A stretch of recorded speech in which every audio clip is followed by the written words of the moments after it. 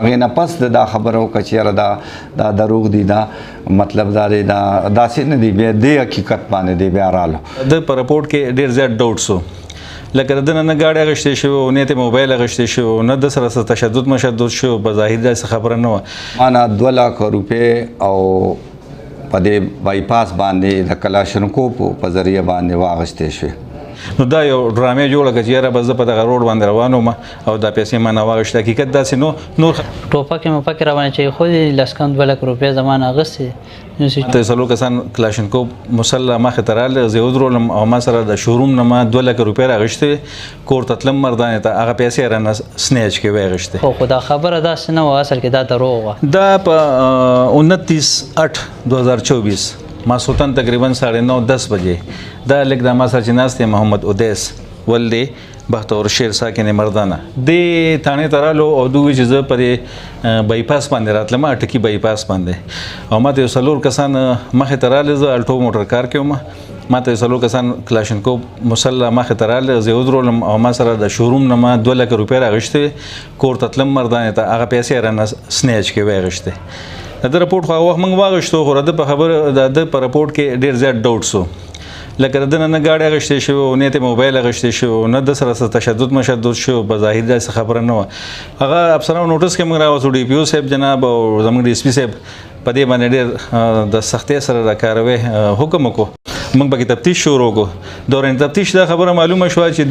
د تر رمضان برمل تتلو نو هغه 2 لک روپۍ د هغه له ورکړې وې، هغه کمې او پیسو کې کمې و، نو یو قسم له هغه له قرض ورکړې وې. بیا چې هغه پیسې در چا نه راغېستې وې، بیا چې هغه نیټه په ده باندې راله، نو د خپل شوروم نه 2 لک روپۍ هغه سړي ته ادا کړې، او بیا چونکې د پلار نه یېرېدو او د یوې چې یاره پلار به مې را سره والټه کول کوي، بې عزته کوي به مې، نو دا یو ډرامې جوړه کړه چې یاره بس زه په دغه روډ باندې روان وم او دا پیسې ما نه واغېستې. حقیقت داسې نور خبرې به دې ته تفصیلي په خپلو کې. زما نوم محمد اودیس دی، د والد صاحب بختور شیر نامه ده، د هغه کتوزو روډ باندې ټال دی، او زما د نادره دفتر سره شوروم دی فرنیچر. په هغه ورځ زه بایپاس باندې تلم او واول ډایرکټ رالم متاڼې ته، ما چې دغه حادثه را سره وشوه، ټوپکې موپکې راباندې چې خو لس کم 2 لک روپۍ زما نه اخېستې. نو سیچو صاحب په خپله عرض را سره وکړی او لاړم را سره په خپل عرض ته چې کوم ځای مې یاد کړی و مخه ځای مې وته، خو دا خبره داسې نه وه، اصل کې دا دروغ وه. نو هغه زما یو تره و، هغه ما پسې شوروم ته رالی وي، وراره زما یو 2 لک روپۍ پکار دی، اوس خو ما سره نشته، خو زه به له چا نه وغواړم. زما یو ترور زوی دی، واحد نامې ده، د میرزو دی. زه هغه لاړم، هغه ته کېناستم، ما یو 2 لک روپۍ راکړه، دې ټیم له به درکړم. هغه ما ته پیسې راکوي، دا واله هغه چې رالم ما تره ته ورکړې، چې ما تره ته ورکړې، نو ما پسې هغه روزې تلو راتلو وي، زه پې ځان له ټیکټ وکې کوم چې لکه دا پیسې ما چې ورکړې دا ما مخکې ورکړې وې.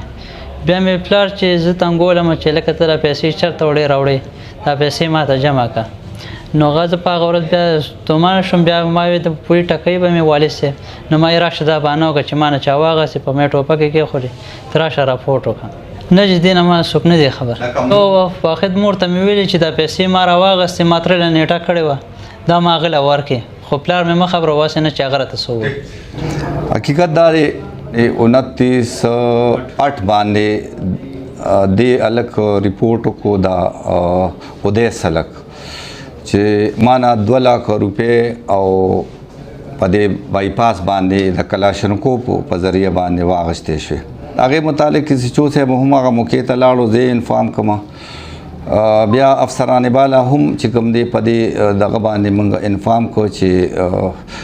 دغه کې د ریپورټ کې څه تضاد شته دی، ولې چې دلته اوسه پورې څومره وقوعې شوي دي د کلاشنکوف په ذریعه باندې ډېرې کمې، خو بیا ما افسران بالا چې کوم دي نو هغه په دې خبره باندې پوه کړو